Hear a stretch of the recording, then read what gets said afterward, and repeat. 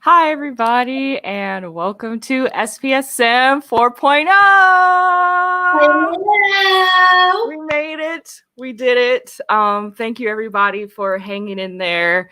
I know it's been quite a couple weeks since SPSM 3.0 ended with our lovely previous host, Rudy. So thank you guys for hanging in there and keeping up with us and following us until now. So my name is Ashley Jaye, and I'm here with my co-host, Dr. Crystal McLeod and Nylah Burton. So I'm just going to give a quick overview of what we're planning on doing for SPSM 4.0 for the upcoming year. And then we are going to transition to us sort of sharing our stories and sharing ourselves with you. And we'll also be asking you guys questions for us so that we get to know a little bit more about you. So for SPSM 4.0, we have a ton of things planned. For next month, October is Domestic Violence Awareness Month. And during that month, we'll be hosting a series of interviews with experts and folks with lived experience talking about like domestic violence during COVID, gender and domestic violence, like how that plays into it, and many other topics there. And for next Sunday, we'll also be talking about Suicide Prevention Awareness Month. So we're going to be doing a critical review of the messaging for suicide prevention awareness and just overall looking at current suicide prevention efforts and what can be improved and, what's working well right now. So if you're watching us from Twitter, make sure to use the hashtag SPSM in your tweets. We'll be following along with you guys. And if you're on Twitter, if you're on YouTube or Facebook, just make sure to put comments in the chat and we'll be highlighting certain comments on the show. So without further ado, I want to let our co-hosts introduce each other. So first, we're going to start out with Dr. Crystal McLeod. Hello, everyone. Hi, Nylah. Hi, Ashley. And thank you guys so much for just blessing me with this opportunity. I'm super excited to be a part of this year's SPSM chat. So, Ashley, thank you so much for giving me this opportunity. And Nylah, it's just been a pleasure as well getting to know you. So, I'm Crystal McLeod. I am a Southern girl from the state of South Carolina, currently now living in the Midwest. As you can see, I have on a sweatshirt here, so it's pretty cold for me out here. I am also active duty military. I'm a licensed clinical social worker, and most of the things that I specialize in is trauma, depression, anxiety, women's issues, particularly focused on women's trauma issues, as well as self-esteem as well. Also, substance use and abuse is an area of expertise that I work in as well, along with family violence. So I'm super excited about being here with you guys, and I really look forward to this year with you ladies. Thank you. Yes. Nylah, why don't you go ahead and introduce yourself? All right. Well, first of all, I am so excited to be working with such incredible ladies, especially like doing such awesome work. I feel like, this is just going to be really cool. So, my name's Nylah Burton, and I am a writer. I write about basically everything, but mainly I do write about mental health and climate, and specifically like I write about climate grief a lot. So kind of the intersection of the climate crisis and just how we're feeling in our hearts, minds, and souls. I also write a lot about race and identity and just how all of those things factor just into sort of like the oppressions that we face in society and a lot of the joys that we face, like the joy of identity as well, because I think that's so important to focus on. Like I think that there can be something really beautiful in identities around like struggles with mental health as well. So I feel like that's all about me that's interesting. Oh, I live in Denver, but I'm from DC. And I go back to the East Coast a lot. So I feel like I like maybe like half here, half there. So yeah, not that interesting. Just Oh, Girl. you're interested. I cannot wait to my Q&A with you. Right. Right. Like, are you just gonna glaze over the part about how you have a freaking book deal? Are you just gonna Oh, I wasn't announce that yet, but yeah, I do. I have actually a couple, and I do. And I'll be releasing more details about that sometime this month. So everyone, stay tuned for that. I am super excited, and definitely wanting to share that with you guys. Oh my gosh, 2. Like, not only 1, but 2. I love that correction. Yes. 2. Ashley, please, the host, Ashley Jaye. Girl, tell us a little bit about you. Of course, sure, why not? So for me, Ashley Jaye, hello, hi. Full time, I do social media marketing, and on the side, I do a lot of speaking engagements, and I'm also an actress as well. And so I would say I've probably been a mental health advocate for maybe like a good year or 2. And that's more speaking in terms of like the speaking engagements that I've gotten. Been doing that for like a good year or 2.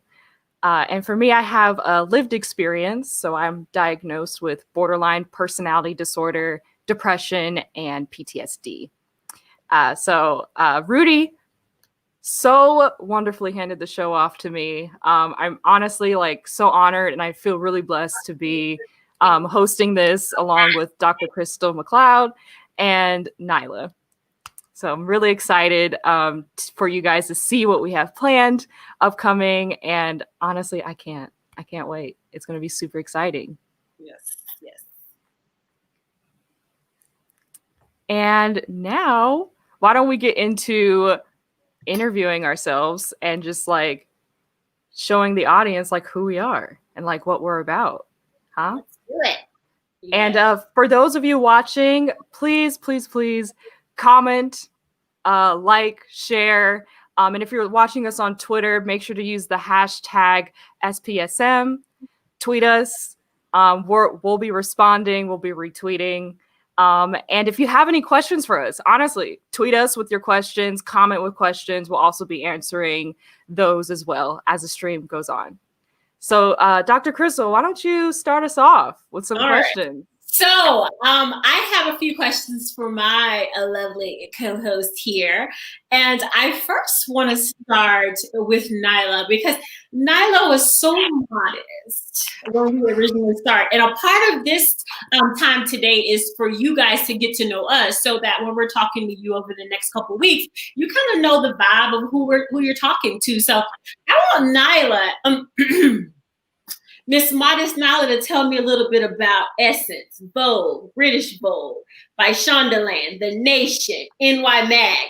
I want to know more about those areas that our quiet Miss Nylah is currently involved in or was involved in. So Nylah, can you tell us a little bit about what type of features have you been presented or have you been featured in these areas, and give us some background on some of this work, because you're out here doing great work out here with 23,000 Twitter followers. So I want to know the business, ma'am.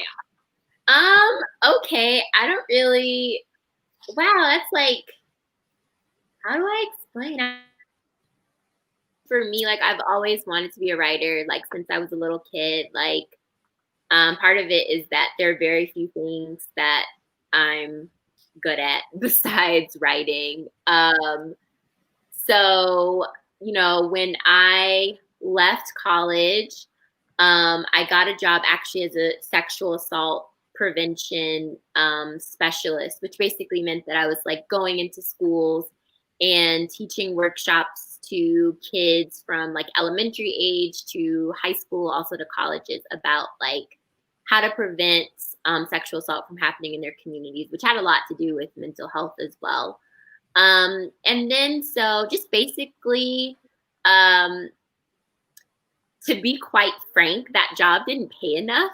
And so when writing opportunities came my way, I was like, this is awesome, extra money. yeah. Yes. And then I realized that I really, really loved it. I loved being able to read and write and just engage with people for a living. And so I decided to stop doing sexual assault prevention work and focus on writing full time, which was a hard transition in the beginning, just because freelance life is so kind of chaotic and unpredictable. But I soon found that it was so much better for my mental health. I'm diagnosed with bipolar disorder, PTSD. And so definitely being able to make my own schedule and be able, to have some more control of my day-to-day life was really, really, really helpful. And just to be able to express myself and talk about, for the most part, the topics that I wanted to talk about. So all of those bylines, those magazines that I've written for, I've so enjoyed getting to do that because I've interviewed some amazing people, and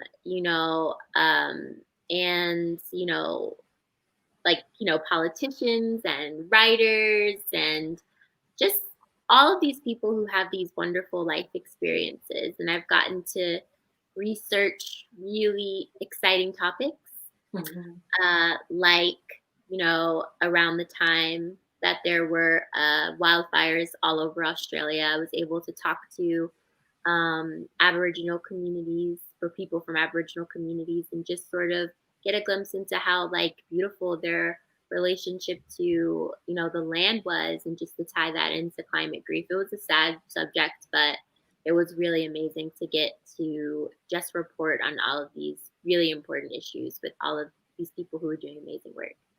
So I guess that's just a sum up of my journey as a writer, if that answered your question. Yeah, we'll come back. All right, so Miss Ashley Jaye. Yes. I have to understand, how did you start acting? I think we want to know that. I want to know that. I need to know, how did this thing start? Where did this come from? That's a good one. In terms of acting, honestly, I've just always wanted to act. I just remember as a little kid watching Fresh Prince of Bel-Air, and I'm just I want to be on there, and not just because one of the characters has the same name as me, but I want to be on there. And so it's really started when I was young. I was actually in some modeling shows as a kid, but then I wanted to stop doing it because my mom said I got tired of it. And then from there, in middle school, that was when I actually had my first play. I think it was a fairy tale play, and I was in one of the scenes. I think it was for the fairy tale about the fisherman and his wife or something, or some magic fish thing. And I was that magic fish in the show, and I loved it. As soon as I stepped on the stage, I was immediately I belong here. Yeah. And that's really rare. That's really rare for me to feel like I belong, because for me personally, I've always kind of grown up in predominantly white neighborhoods. I've always just kind of felt out of place constantly. But the stage was the one place where I'm oh my gosh, this is where I need to be. Mm-hmm. And ever since middle school, I just started acting in musicals in high school, and then in college I tried out for different plays. I was on the speech and debate team in college, and they have this section called interpretation. So I did a lot of monologues, and won some pretty good awards there. And then after college, I started getting more serious about it. So I got my headshots done. I signed up for acting sites, and I started booking some commercial gigs, some stage plays, and then I even started dabbling more in sketch comedy recently. So I've been doing a lot of that. So speaking of sketch comedy, I think the first acting piece that I saw from you, it did focus on some mental health stuff. And you talked a little bit about your own personal mental health journey. How has acting contributed to that? Or how has that contributed to your acting and even comedy? And how have you kind of intertwined the two? Oh, yeah. So I definitely would say I do a lot of solo performance now. And through my solo performances, that's where I actually write the show, direct or co-direct it, and then, I put it on, like produce it. And through my solo performance shows, that's when I started writing more about my experience with my mental health diagnoses. So one of my recent shows is called Who Wants to Be a Neurotypical? And in that show, I talk about my experience being a Black woman with borderline personality disorder. Because, BPD, as it's also called, is not understood as well. And especially for like a Black woman having BPD, which BPD is essentially an emotional dysregulation disorder. It was just this weird like mix of things that like I deal with, and just this intersectionality of being Black, being a woman, having BPD, it's like I really wanted to talk about that in my solo performance. And so in my solo performance, it's actually like a series of these vignettes. So like I have like a game show, and then I'm in like the mental hospital, and then I'm like kind of like talking to the audience, just like as like me to the audience, and in a series, or I'm actually talking to BPD and my depression at the same time. Like I've personified them. And so just through the series of vignettes with like many different characters that I play, I talk about my experience with BPD and what that's like for me. Yeah. Wow. I have a question. So like my first time really seeing BPD like portrayed on screen was, what's that movie, Girl Interrupted? Have you seen that? No, I actually haven't. I don't remember seeing that one either. Yeah, it's like super white. Like it's like stars Angelina Jolie and everything. Like what's it about? It's about a girl with borderline personality disorder who like ends up spending a really long time in a psychiatric hospital. And I remember like the show really didn't portray mental health very well. Like it was really strongly suggested that she was like pretending or faking it. And so what I found was really interesting was when the show Crazy Ex-Girlfriend came out. Yeah. And everyone was like, this is such a great portrayal of this condition. So I'm just wondering, like, what did you think about that show? Or how do you feel like BPD is portrayed in media in general? Like, what are your thoughts on that? I have seen Crazy Ex-Girlfriend up to at least maybe like season 2. So I haven't seen all of it. So I can speak to that one. I cannot speak to Girl Interrupted.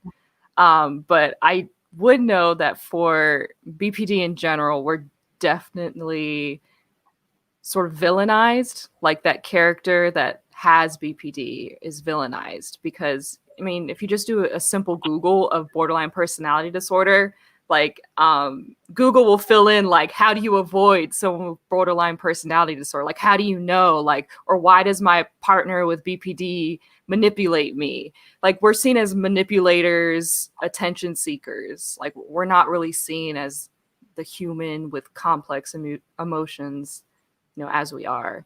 And for Crazy Ex-Girlfriend, I would say it's definitely been a lot better portrayal that I've seen.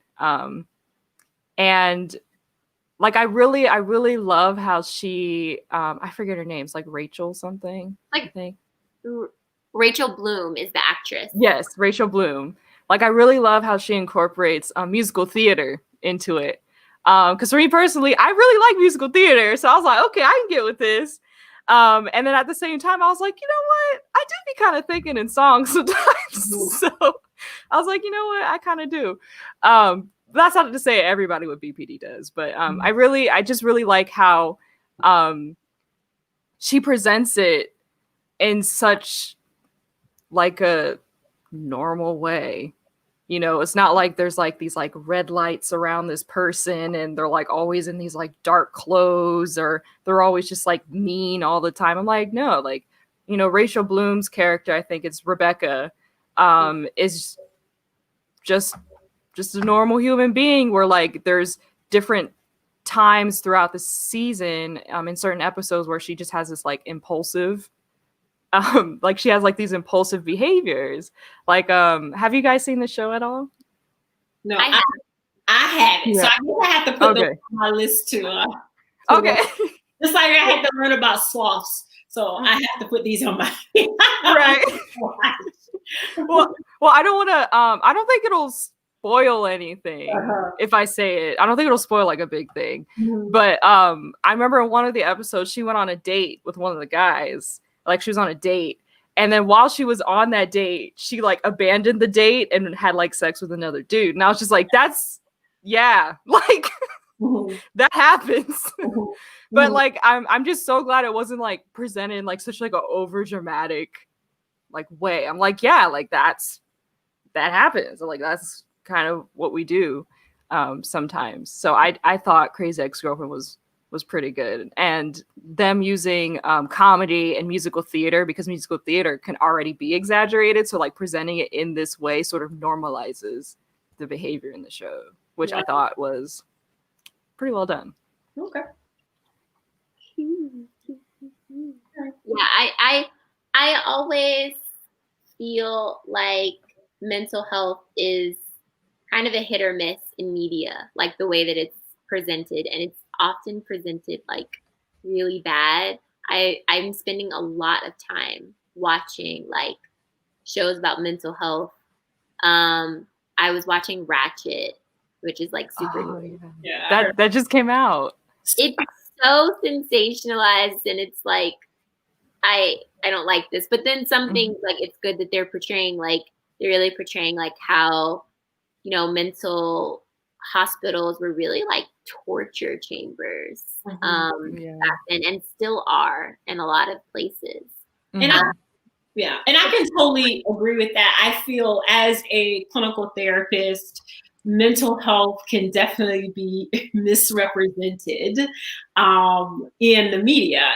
Especially, it's amazing to see. Do you guys remember the movie that came out about 2 years ago with the gentleman with the multiple personality disorders?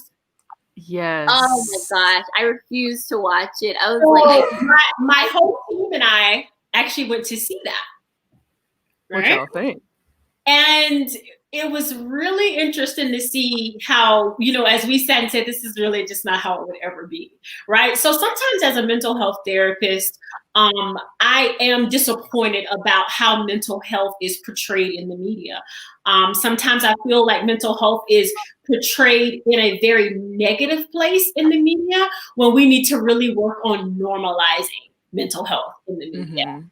Right. And so platforms like this, you know, kind of help to normalize mental health journeys and mental health struggles and things like that people are going through. So I think we have to do a better job with kind of normalizing that, hey, this is actually something that's pretty normal for people to go through and experience. And when you have a family member, or when you have someone that you're close to that may be going through that time, being afraid is probably not the place to be, right? Or portraying it some type of way is not the place to be. I mean, in the mental health world, we even, you know, I'm guilty of having done this before. I think as I became more mature in my practice, when we say things like, oh, I'm OCD, right?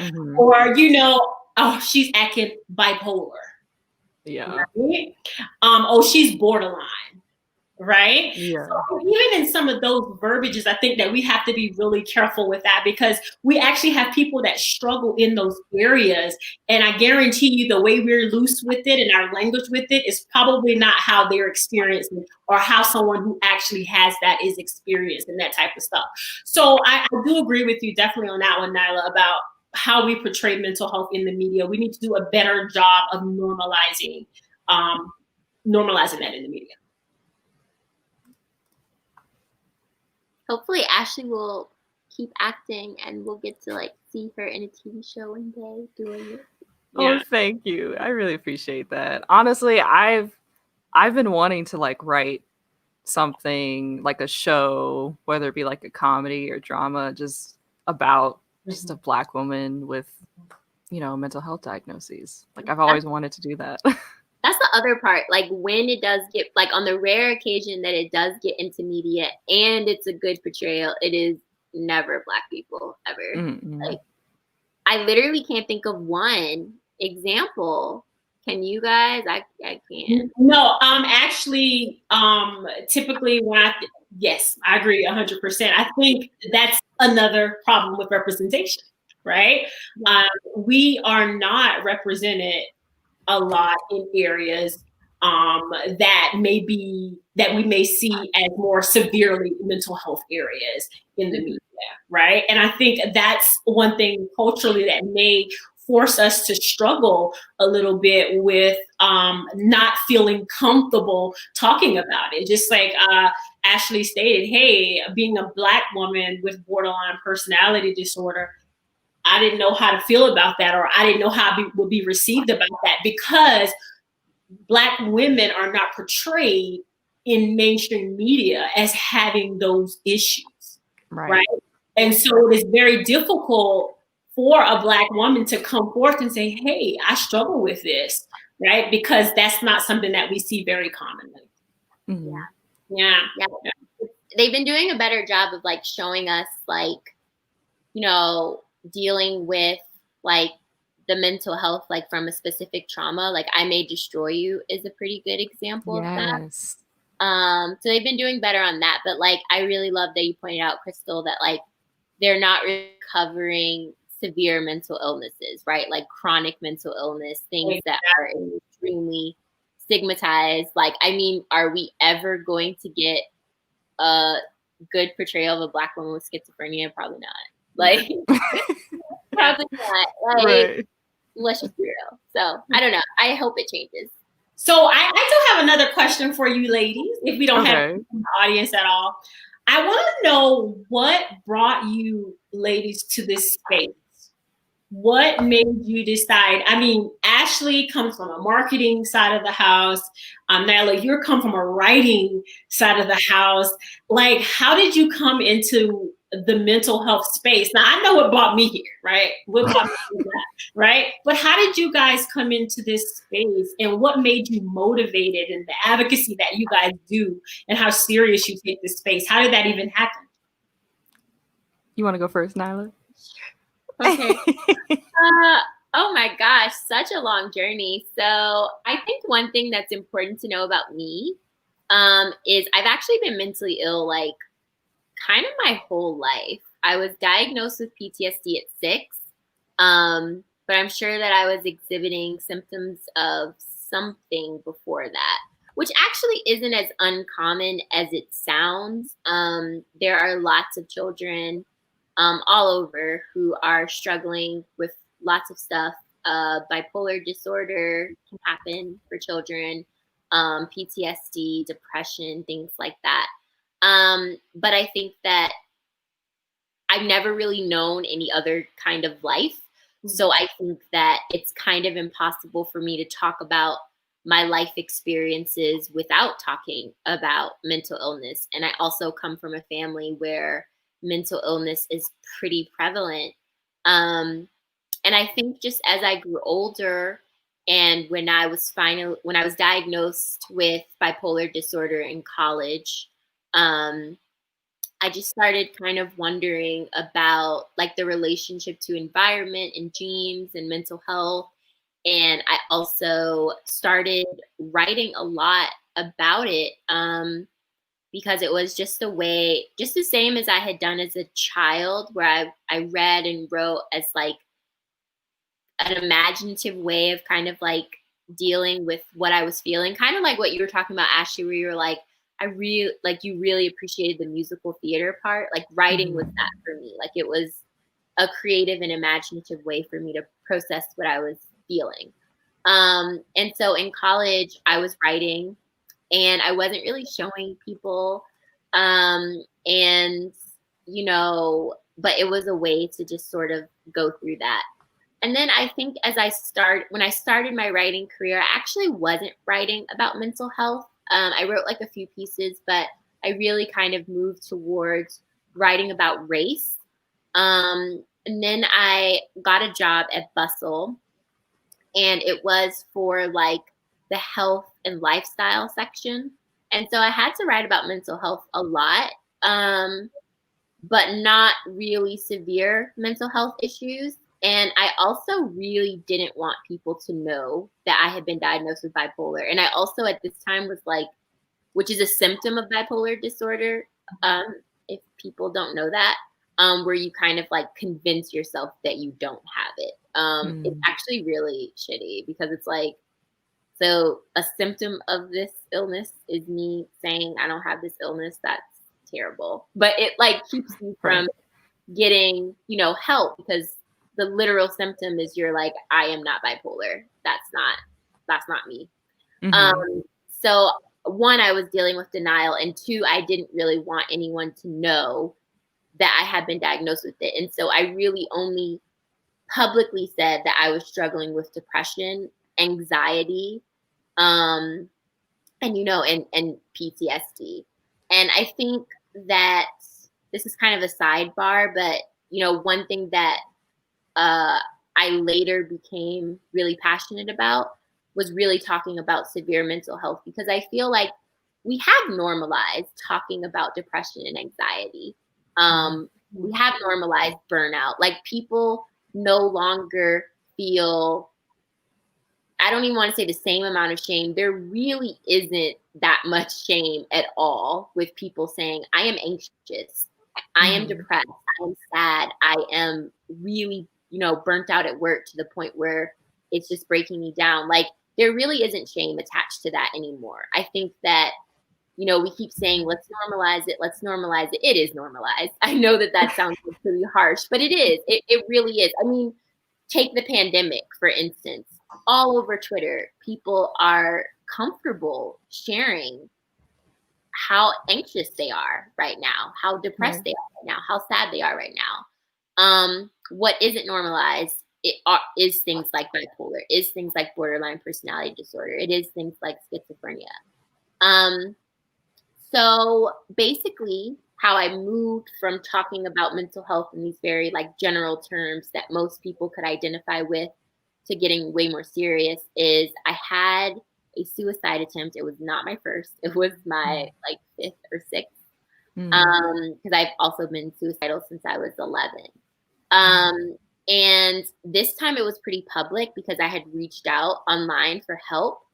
And I felt like I don't want to say I felt like I didn't have a choice, but it felt like, okay, I've kind of outed myself as, being more than someone who gets sad sometimes, so I might as well just be open about it. And so I just kind of just started being open about it and just really, writing and talking,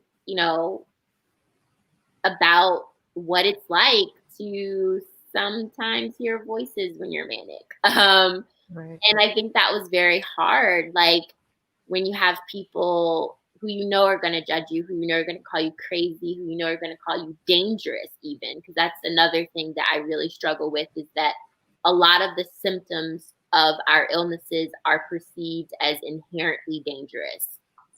When in fact they're not. Like there's nothing dangerous about someone talking rapidly.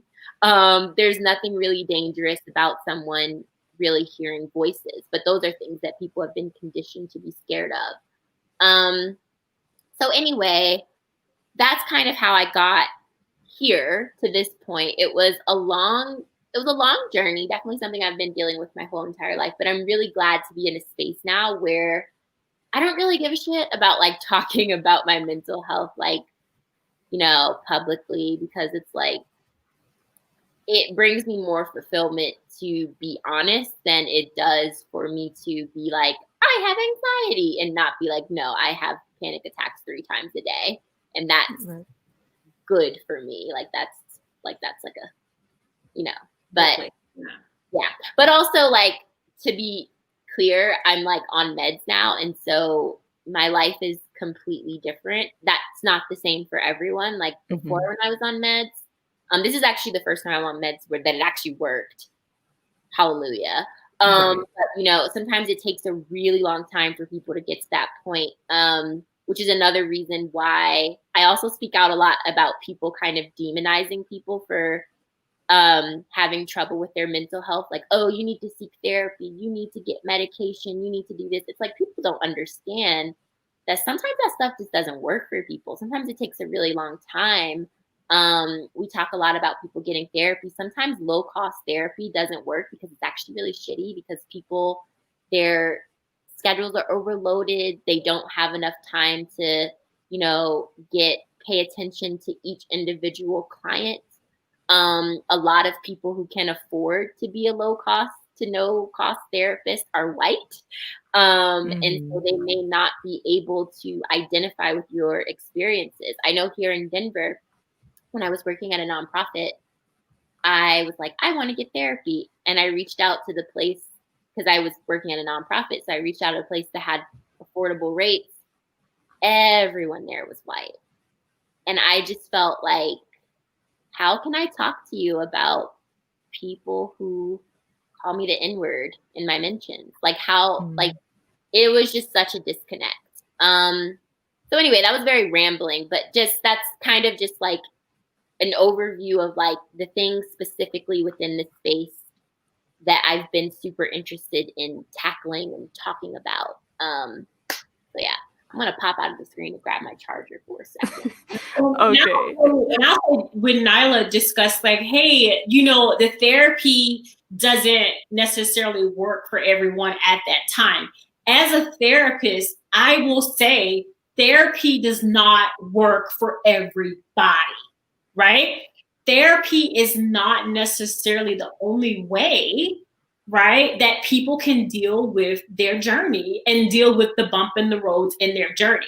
But I would say it's important to find a way to deal with those things, right? Even if you decide that therapy is not going to be the thing for you, what other ways are you dealing with these things? Now, you know, when we are thinking about more mental health diagnoses that are, not to say one diagnosis is more significant than another, but yes, I understand that some, just like Nylah said, hey, it took me a while, you know, to find a medication regimen that actually worked for me. You know what I mean? And so I remember us talking also, it took a while for you to find a therapist that works for you. So mental health is just not something we can sprint 100 yards to and win, guys. It is just not something that we can do in that shape, that way. We have to make sure we find the right fit. And so I'm just really hoping that, you know, especially this platform for sure, you know, can kind of provide some of that real raw and uncut insight into kind of some of that stuff as well. So I just definitely wanted to say, for the record, I am a therapist that says therapy ain't for everybody. Right. It's not for everybody. It doesn't work for everybody. You just have to find out what works for you. Very few people actually say that. That's why that's so refreshing to hear. Because very few people say that. But it's true. And I think, you know, and we can probably, maybe this will be a show later, but we can like also talk about the fact that like, you know, people say like Black people don't seek therapy because there's a huge stigma in the Black community. And it's like, well, you know, yes. And also, you know, maybe the, you know, system, you know, that was created by white people doesn't really feel true to us. You know, kind of culturally, we've always been a community-based people. So sometimes people like they heal better like when their system is made up of a bunch of different people in their community, checking on them, talking with them, you know, being there for them. That might work better than, you know, sitting with somebody who's trained to sort of be detached from them, right, every week. Mm-hmm. So I feel like there's also a culture element that doesn't get explored enough. But I feel like saying things like that makes people feel validated while also giving them hope by saying, hey, therapy may not work for you, but that doesn't mean you have to be in pain. Exactly. There's so many other stuff that you can You got to find what works for you. You got to find what works for you. And sometimes that in itself takes time, right? It takes time. So, oh yes, you're right now. That's a whole nother show. When we talk about the culture and our own issue. You know, I'm ready for that one because, All right, Ashley, how did you get to this space, man? Well, first, before I answer the question, I'm just going to apologize to the audience. I see your comments are coming in, so let me highlight a couple really quickly. I'm so sorry, you guys. I'm gonna own it. I'm owning it. Oh, let's get it. Own it.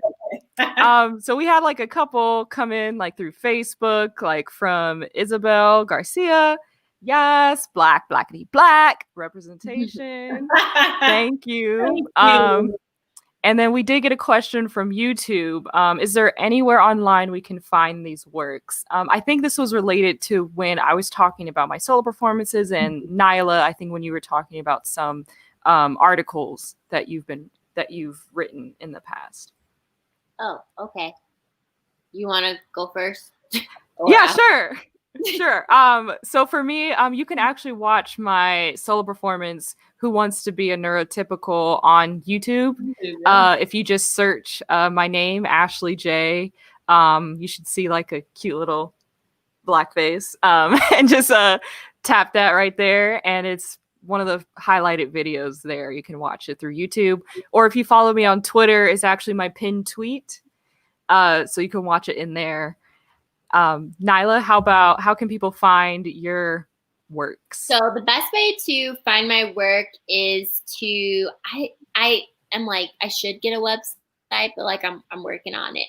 So the best way to find my work is to follow me on Twitter, where I post a lot of not just my work, but just my daily thoughts. Like, I could be, writing about breast milk just off the cuff, but just in a tweet, some creepy dude, sugar daddies.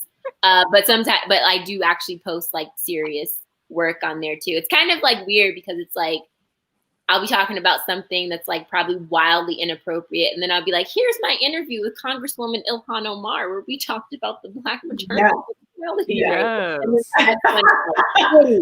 And like, so my timeline is chaotic, but yeah, follow me on Twitter at Yum Coconut Milk. It's like, there you go. It's right. It's right here. Oh, cool. Yeah. And that's my Instagram handle too. And my Instagram, sometimes I'll post work like on my stories. But mostly I just post like pictures. So yeah, those are two places to like see what I'm up to.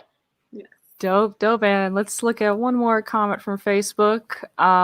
So proud of you, Crystal. Platforms like this normalize mental health. Mental health touches everyone's life, whether it is themselves, family, or friends. Thank you, Jovi. Thank you. Thank you for that lovely comment, Jovi. Yes, we definitely need more platforms like this. And I honestly think since the pandemic, there's been so many more popping up. Like everyone's like, I got a podcast, which is actually good because there's just a full like diversity of content that's out there now. Exactly. Yeah. People are either bacon or podcasting. Like sometimes it's both. Like right. Really accomplished people, and I'm like, okay. I'm like, you made something in aspic. Right. Go ahead, girl. But to answer Crystal's question, would you mind repeating it? So I asked you guys what kind of brought you to this space? Like, how did you get to this mental health advocacy space? I know you talked about personal experiences that you had as well. And I just kind of want to know what got you here, because marketing actually is totally in a world I don't even know nothing about. So how did you get into this space? How did I get into the mental health space? I honestly would say it was a lot of my personal experience and a mixture of solo performance. So through a lot of my personal experience, I just felt really like ashamed and alone as I was going through it. because a lot of my symptoms and diagnoses, they showed up in high school, but they didn't really like show up or like affect me until college. And around like 2015 and 2016-ish, that's when I actually had my first suicide attempt.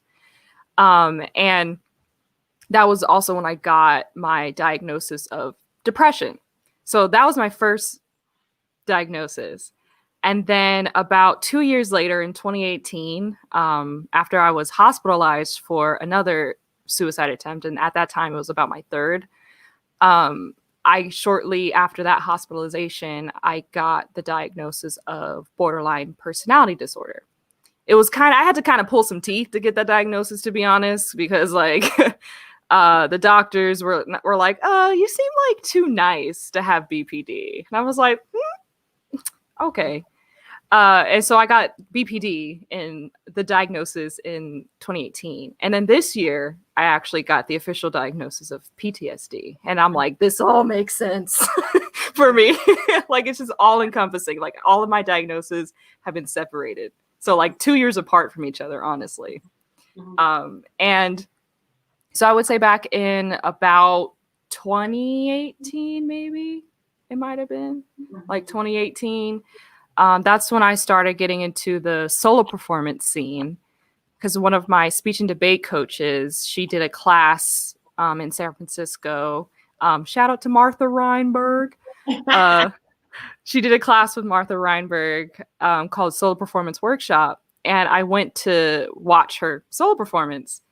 And afterwards, we went out to dinner and she was like, you should try it. And I was like, And she's like, you just write your own thing and then just like perform it. And I was like, no, I don't know how to write like my own show. Like, how am I going to do that? And she said, well, you did speech and debate. And I'm like, yeah, but those things were prepared. Like, I just kind of like pulled it from a book and like memorized it. Like, this is not something I write myself. And she's like, just give it a try, like whatever. And I was like, fine. And when I took one of Martha's first classes, I remember her saying that the more specific you are in your story, the more universal it is. And I don't know if she borrowed that from somebody else, but that's what she said. And that just always stuck with me. And so when I started writing my first solo performance, it was more of a comedy, but it was still sort of a mashup of like some vignettes that I had. But like the main premise of the show was there was these different people trying out to star as me in a biopic. So it was essentially a casting call for different people to star as me in a movie about me. So I play like different characters. And within playing those different characters, they all sort of talked about my experience with depression and being Black and being a woman. And then when I got my BPD diagnosis in 2018, that was when I was like, wow, this is not talked about a lot. And I couldn't find many other Black women with BPD at the time. And so I just was like, you know what? I'm just going to write the show about my experience and let's see what comes of it, because I'm pretty sure I'm not the only one. So let me just kind of just put it out there. And sure enough, I put it out there. And then other Black women with BPD were like, oh my gosh, I thought I was the only one. And they're like, oh my God, I thought I was the only one. And I was like, ah. And then, we're just like, oh my God, fangirling moment. Like, we both have it, And so it was just really refreshing to just put myself out there like that, because I hadn't done that before. And like Nylah was saying earlier, how, she started being more open about her bipolar disorder. I started being more open about having BPD and then having depression and then also now having PTSD. Well, official diagnosis, not like all of a sudden I got it this year. It's the official diagnosis. Yeah. And so just from sharing my experience, it's just really opened many more doors for me. And I'm just riding the wave to see where it takes me. Wow. Okay. So I think that since it's like the last 10 minutes, are we going to talk about what is in store for SPSM for the rest of the year? Yeah, I mean, we could mention a little bit more. I know we mostly talked about October as Domestic Violence Awareness Month. For the rest of the year, girl, we still planning that out. But girl, you know,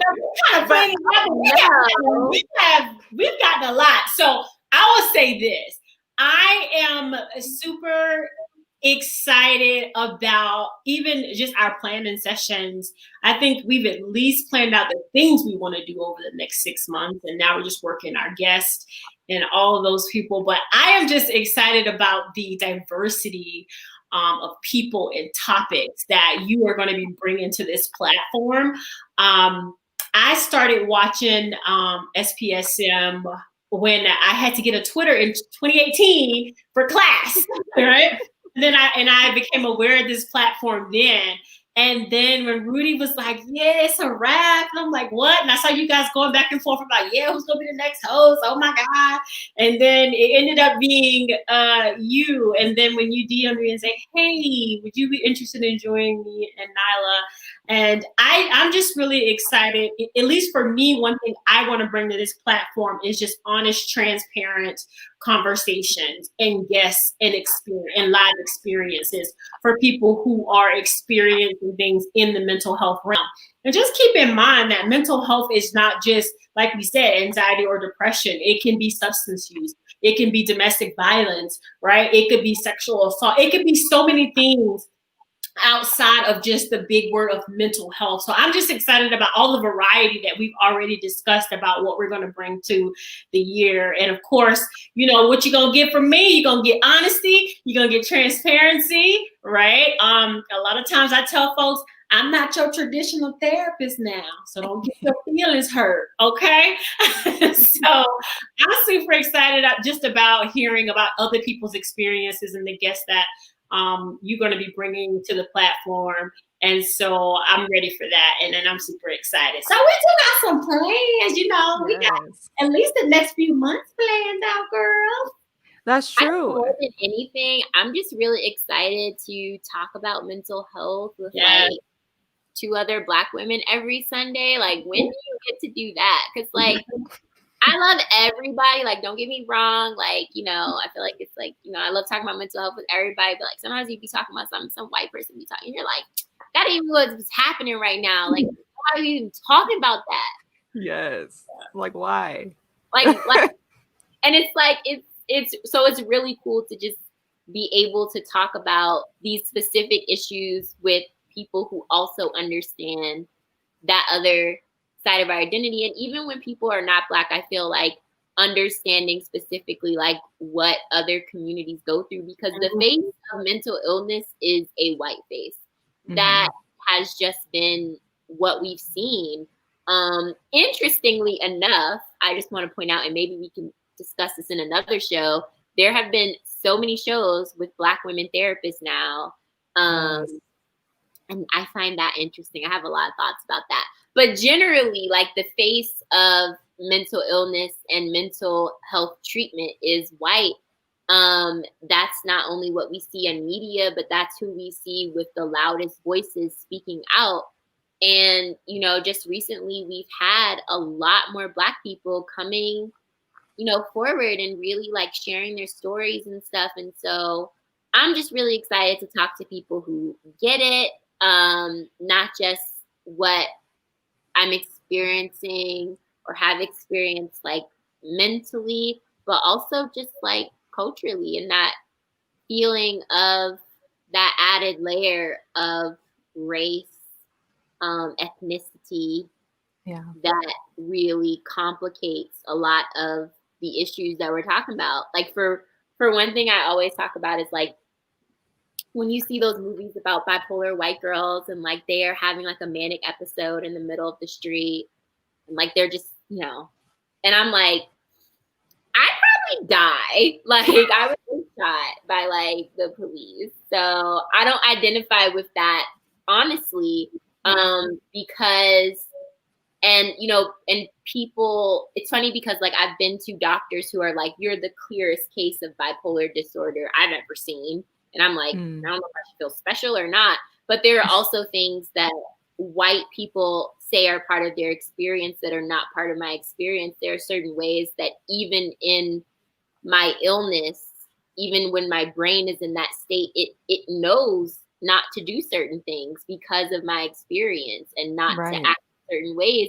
And like, it's so interesting because a white person would never get that. They're like, well, if you're bipolar, you're bipolar. And I'm like, I don't do stuff that you do. I would never go up to a cop and try and take his gun while I'm manic. It just wouldn't be something that I thought about. So I feel like the intersection of race and mental health is going to be really interesting to get. Yeah. And I know we got to wrap up, Ashley, but let me just say, I posted an article on Twitter a couple days ago talking about the percentage of Black therapists. And when we see 4% of Black clinical therapists are Black, 4% Asian, and 6% Latina. So we already working against, a different type of therapeutic. The person who's helping with therapy, we don't have a lot of those opportunities in our space. But I just sense that once we, with all these things that have happened over the last, especially the last year with COVID and this pandemic about race and police brutality and all of these things, I am so excited to see the data and the energy in the next 3 to 5 years of what that's going to look like and what Black mental health data and research is going to look like going forward, because that is something that we don't have a lot of. We don't have a lot of research on Black mental health, right? And Dr. Joy talked about that in the mental health racism conference about why. And that's going to be for another show too. I see we got so much to do.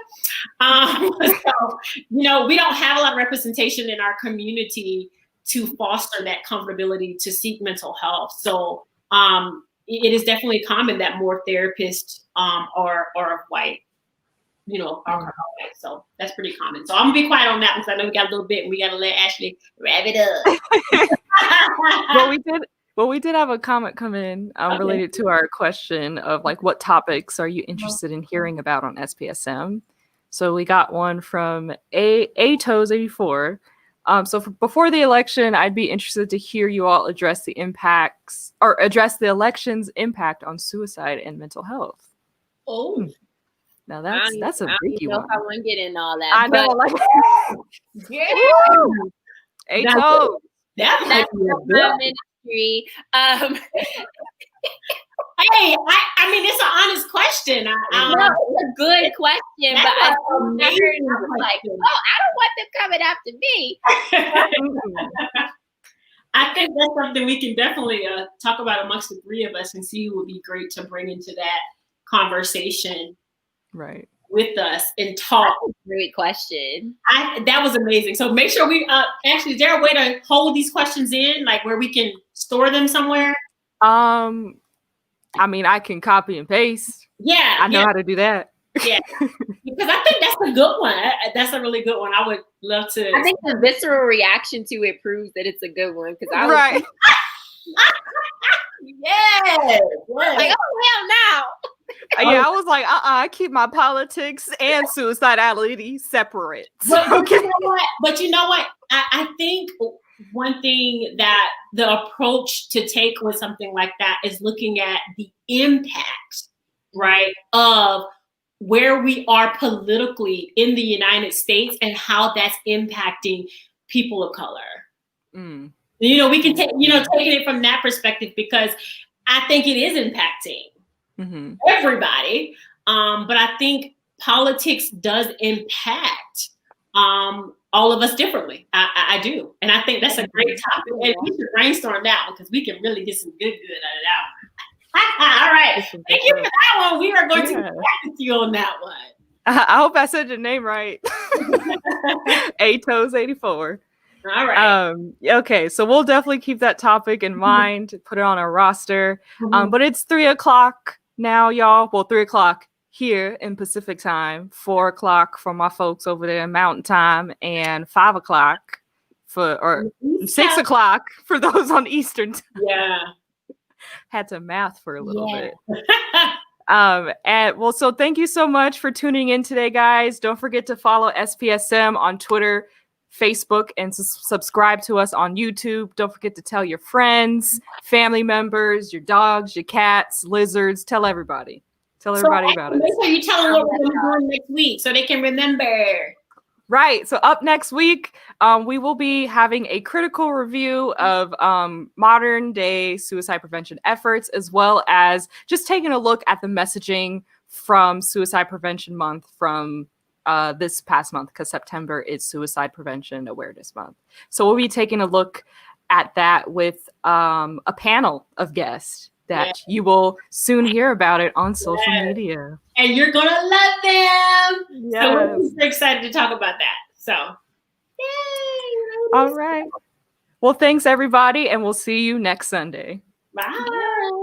Take care.